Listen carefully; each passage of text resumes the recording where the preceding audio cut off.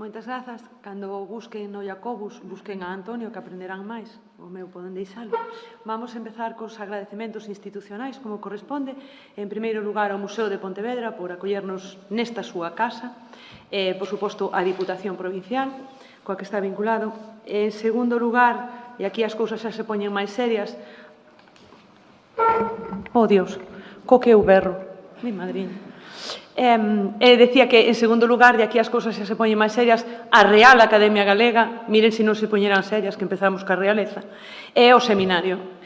Ditos agradecementos, teño que empezar cas disculpas. Aí van. En primeiro lugar, a Luz e a Ana, as coordinadoras, porque foron engañadas. E agora, ca miña intervención, van a comprobar. E, en segundo lugar, aínda que non está aquí hoxe presente, eu estou segura de que está pendente deste acto, e, polo tanto, teño que disculparme tamén con Ana Cabana Iglesia, porque ela sempre pensa que eu sei máis do que sei, que é prácticamente nada.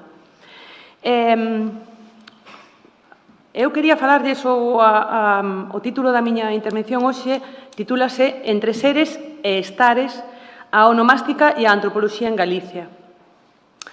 E non sei, eu solo adoptar un tono bastante informal nas miñas intervencións, aínda que hoxe procurarei non facelo e, sobre todo, procurarei ceñirme os 20 minutos, vale? Decíalles con respecto a este título que casi podía facer un spoiler da miña intervención hoxe. Dille, a onomástica e a antropoloxía en Galicia, así todo xuntiño, 20 minutos. Bueno, nada vai ser, non se preocupe. Daqui non pode salir nada bom. En todo caso, vamos aló, no punto de partida. Bueno, quería dicirles unha anotación que non é menor. A min dame moito respeto falar hoxe aquí neste auditorio por dúas razóns fundamentais. A primeira ten un carácter personal e é que está escoitándome con todo o respeto que me merecen todos e cada un de vostedes, está escoitándome Antón Santamarina. E non porque Antón Santamarina teña ningunha particularidade, máis aló da súa sapiencia infinita, sino porque forma parte dos círculos máis próximos nos meus afectos. E iso descompoume. É como se estuvera aquí diante, pois que lle vou dicir eu, miña mãe, pois estaría no mesmo estado de crisis nerviosa. Exactamente o mesmo. E, en segundo lugar, porque eu que tendo a deslumbrarme co coñecemento, en xeral, en cualquier rama do coñecemento, coido que ningunha disciplina me parece maior respeto que a filoloxía. Porque, como dice Manuel Fernández Rodríguez, quen entende un texto, entende o mundo. E iso é algo que só os filólogos poden facer. Así que eu, desde a miña ignorancia supina, e como antropóloga mala, ademais, ou como mala e antropóloga, poden dicilo como queiran, lles pido perdón. Despois desto, vamos ao punto de partida. A antropoloxía e o mundo académico forman un tándem desde o inicio dos estudos de carácter cultural no ámbito galego, tal como ten sido exposto por autoras como Nieves Herrero ou Marta Veiga, en tanto que foi a Universidade de Santiago de Compostela a institución que creou un primeiro acubillo para esta disciplina, ao que logo se sumaron os da Universidade da Coruña, que se funda a finales dos 80, creo está, e a de Vigo, no 90. No obstante, vencellar a antropoloxía e Galicia pasa tamén por atender a outras dúas ramas imprescindibles na súa xenealoxía epistemolóxica. Por unha banda, un enfoque diacrónico, cabería considerar un período protoantropolóxico. Esta denominación non é miña, senón que corresponde a Cristina Sánchez Carretero, foi feita por Cristina Sánchez Carretero, ao mesmo tempo e de xeito irreversible a vida e a morte, a categoría por excelencia do noso sistema cultural e non só del. En realidade, a casa ten sido presentada e enfatizada como elemento destacado e principal da cultura material dos povos polos etnógrafos de todo o mundo. Esta universalidade ven dada polo feito de que, se de forma rápida e sinxela, a cultura pode ser definida como todo canto fai o ser humano para sobrevivir nun lugar concreto e nun tempo determinado, a referencia espacial por excelencia e por extensión do noso propio corpo durante a vida está na casa. Ese emprazamento físico que tamén achega un refuxio mental. Un concepto moi complexo na súa definición e que na sociedade galega tradicional, maioritariamente asentada no rural, marcaba a perpetuación da identidade da familia e cada un dos seus componentes en relación cun medio físico no que se asenta e do que xorde o contexto cultural do que forma parte. Non por casualidade, a cuarta acepción que a Real Academia Galega recolle para ese sustantivo femenino, casa, é conxunto de membros dunha familia. Como apuntou en múltiples ocasións Marcial Gondar Portasani, a diferencia do mundo urbano, no mundo campesiño, a pregunta identificadora non é como te chamas, senón de que casa és. Ou con esa retórica circundante que lle tan propia, e logo ti, de quen ves sendo? Pois ben, ese vínculo indisoluble entre a casa e os individuos que marca a cosmovisión do mundo rural ten feito que en cada abordaxe realizada desde a antropoloxía cara aos elementos da paisaxe teñan agromado ou estean presentes, aínda que fose de forma latente, os nomes de referencia que identifican as dúas realidades sobre as que repousa a identidade, os seres e os estares. Porén, nomear as casas non parte do principio de individualización que está presente no uso dos nomes propios para identificar, por exemplo, os animais domésticos, de maior permanencia na convivencia da unidade familiar, ou de maior relevancia en términos productivos, ou de maior proximidade afectiva ou de interacción, como poden ser as vacas ou os cas, que tamén teñen nome. E que no mundo tradicional eran designados mediante un proceso de nomeamento que aproximaba a súa existencia a dos membros da unidade familiar. O mesmo principio, por certo, que rexe na asignación do nome propio para cada un dos integrantes da prole, que comparten, por lei, a designación dos apelidos, o que leva implícita unha homoxenización de corte xeracional, na que a diferenciación dos individuos, básica para a construción da súa identidade particular, só é posible entender o nome propio. Eu apelídome exactamente igual que todos os meus irmáns, só nos diferencia o nome propio.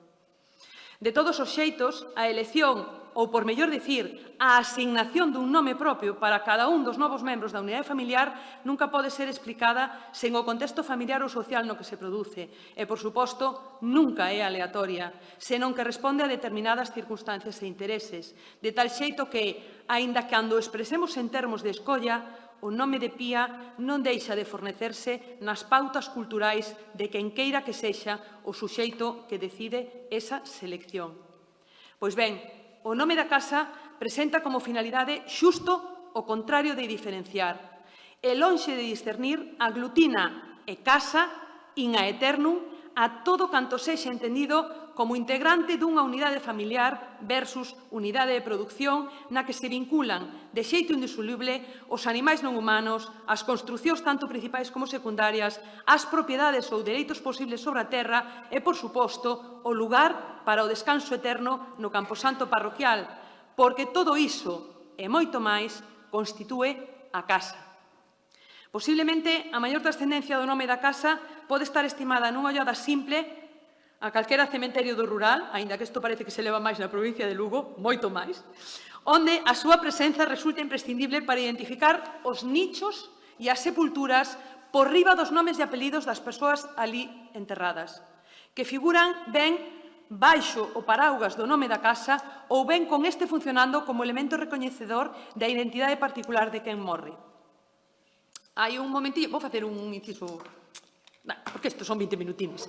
Hai un momentiño falábamos sobre como aparecen nos cementerios os nomes das casas, e hai dúas posibilidades fundamentalmente. A primeira é que nos nichos de parede, arriba de todo, o encabezamento sexa Casa da Veiga, e abaixo o nome da familia. Imagínense, familia Fernández Rodríguez. Ou en moitos casos que baixo o xenérico de Casa da Veiga aparezan dúas familias que normalmente teñen vínculos de parentesco. Por exemplo, sería familia Fernández Rodríguez, familia Rodríguez Cendán. Os Rodríguez eran irmãos, fixeron cada un os nichos para os seus. A outra alternativa é que apareza o nome do morto ou da morta e xusto debaixo apareza Casa de. Porque realmente que morra Elena Freire Paz pode non decirlle nada a ninguén, pero se Elena Freire Paz era da Casa da Forxa, igual aí xa temos un referente, porque os nomes xa saben que sirven para estas cousas. Agora lamento moitísimo terme feito unha señora maior e analóxica e non ter traído o Canva para que puderan ver as fotografías dos nichos cos nomes das casas que son preciosos. E os nomes das casas que poñemos agora no rural tamén. Agora, as casas do rural, a medida que se foron valerando a maior parte delas, as que quedan, poñen o nome da casa fora. Incluso hai algúns exemplos, estou pensando cerca de Castroverde, por exemplo, que poñen, hai unha casa na que teñen o árbol genealóxico xa, a lo grande. Non vamos a ser menos que los de grandeza de España. Ben, decíalles que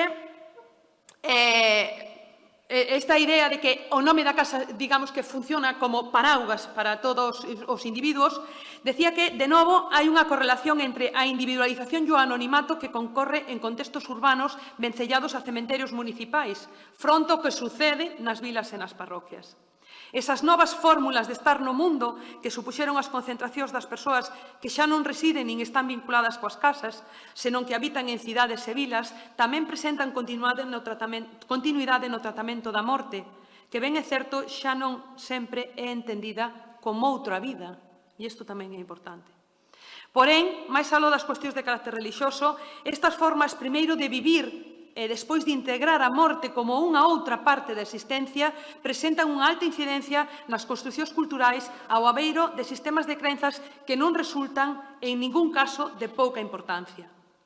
Ademais, tamén resultaría significativo acometer un rexistro detallado de cantos individuos optan, con independencia das súas crenzas en termos relixiosos, por rematar baixo o amparo da comunidade de orixen, aínda que sexan cementerios civís, reafirmando que incluso despois da morte das aldeas aínda sobreviven as denominacións das casas e que con cada seu pronunciamento, o seu enunciado, a propia idea fundacional da casa como estancia é de onde emanan esos seres.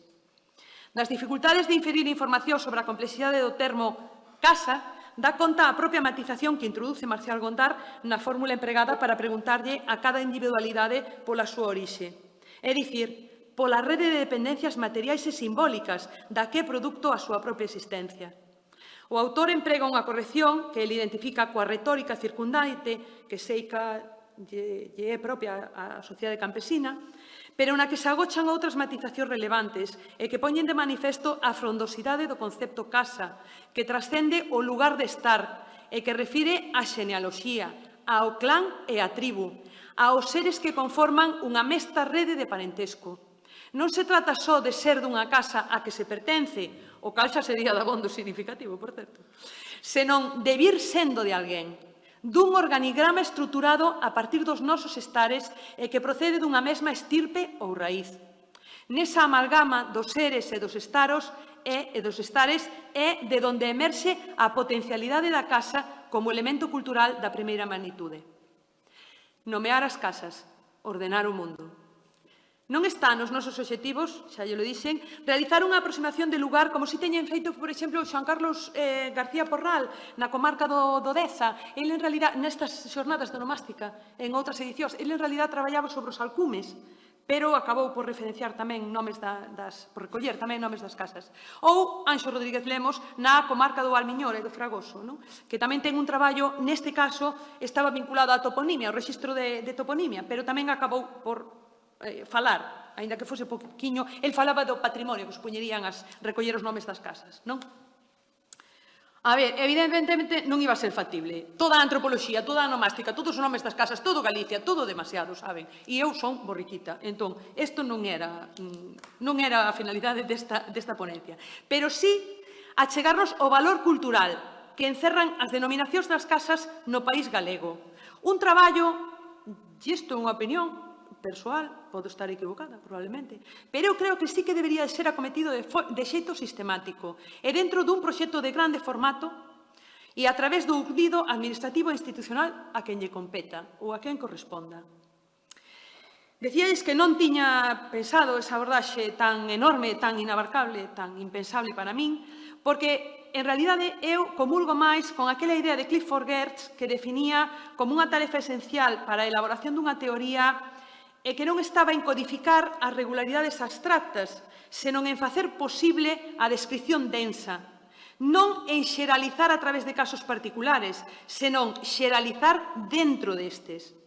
Pois ben, dentro desta dirección temática e metodolóxica, vou a intentar facer un mínimo bosquexo, non sei como vou de tempo. Pois vamos bien, porque agora xa é o momento no que vou deixar de ler, non se preocupen. Queríades facer un mínimo bosquexo. Como teño pouco tempo, voulles lanzar dúas preguntas, a ver que lles parece. Unha é como se lle pon un nombre á casa. As casas teñen nome no rural, Ok, sí, pero isto do bautismo de las casas, como o facemos? Porque está claro que é unha cousa colectiva. Entón, ten que ter unha fórmula. Non hai nada sin estrutura, aí vamos los humanos. Entón, cales son as fórmulas? Esta é unha interpretación, estou aberta a que, por favor, alguén con máis luces que a mí mo debata, pero eu creo que teñen que haber dous pasos simultáneos e imprescindibles os dous. En primeiro lugar, a denominación da casa ten que ser algo colectivo. Non se lle pode poñer un nome calquera á casa. Non lle pode poñer nome, calquera non pode poñer o nome da casa.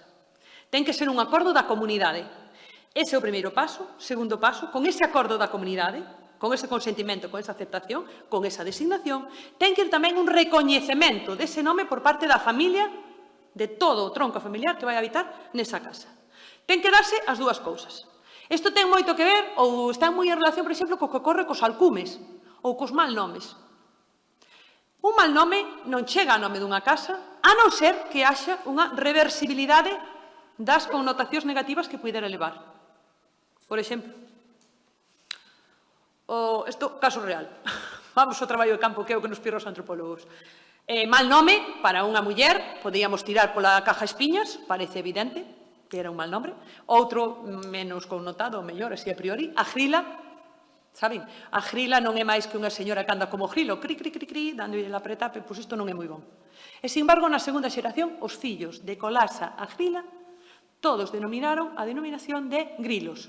Son Toñito Grilo, son Fernando Grilo, son José o Grilo. Eles mesmos reverteron as connotacións negativas. Foi entonces cando a casa pasou a ser coñecida como a Casa do Grilo.